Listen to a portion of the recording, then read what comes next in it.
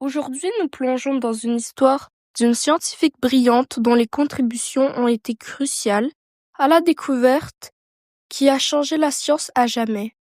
Son nom est Rosalind Franklin, mais contrairement à d'autres figures emblématiques de la biologie moléculaire, son travail a été souvent sous-estimé, voire même éclipsé.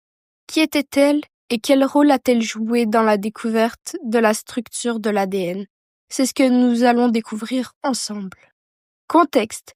Née en 1920 à Londres, Rosalind Franklin était issue d'une famille d'intellectuels. Très tôt, elle se distingue par son esprit curieux et ses capacités exceptionnelles en sciences. Elle choisit de se consacrer à la physique, chimie, obtenant son doctorat en physique, un domaine encore dominé par les hommes à l'époque. Sa carrière scientifique. Après son doctorat, Franklin obtient une bourse de recherche en France. Là, elle se spécialise dans l'utilisation de la diffraction des rayons X pour étudier la structure des molécules. Une technique révolutionnaire à l'époque qui allait jouer un rôle central dans l'une des découvertes les plus importantes de la biologie. C'est en 1951, alors qu'elle travaille au King's College de Londres, que Franklin réalise une expérience décisive. Elle capture ce qu'on appelle la photo 51, une image de diffraction des rayons X de l'ADN. Cette image révèle une forme en double hélice de l'ADN, une découverte clé pour comprendre comment l'information génétique est stockée et transmise. Les tensions et l'oubli. Cependant, cette image, bien que décisive, ne sera pas immédiatement reconnue à sa juste valeur. Les chercheurs James Watson et Francis Crick, eux, utilisent cette photo sans que Franklin en ait connaissance. Pour finaliser leur modèle en double hélice de l'ADN en 1953, ils publient leur découverte, un exploit qui leur vaudra le prix Nobel en 1962, mais sans mentionner Franklin.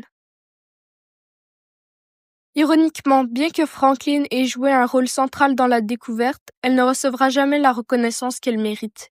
Ni Watson, ni Crick, ni même Maurice Wilkins, son collège au King's College, ne mentionneront Franklin dans leur publication ou discours.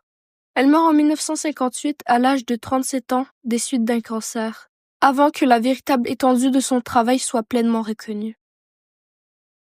Mais quel est son héritage? Aujourd'hui, l'héritage de Rosalind Franklin est enfin mis en lumière. De plus en plus de scientifiques et d'historiens soulignent son rôle clé dans la découverte de la structure de l'ADN. On s'en rend compte qu'elle n'est pas seulement une victime d'injustice, mais une pionnière qui a fait avancer les connaissances de l'humanité. Franklin n'a pas seulement contribué à la biologie moléculaire, elle a aussi inspiré des générations de femmes scientifiques à poursuivre leurs rêves, à ne jamais se laisser décourager. Son travail sur l'ADN a ouvert la voie à des avancées majeures en génétique, en biotechnologie et en médecine. Pour conclure, Rosalind Franklin n'est plus une figure effacée de son histoire. Elle est désormais reconnue comme l'une des plus grandes scientifiques du XXe siècle, et son nom est synonyme de détermination, de rigueur scientifique et d'intégrité.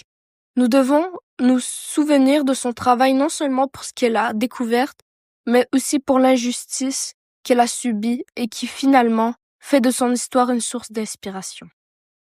Merci d'avoir regardé cette vidéo. Si vous voulez en savoir plus sur d'autres histoires ou figures méconnues de l'histoire à la science, n'oubliez pas de vous abonner et de laisser un commentaire. À bientôt!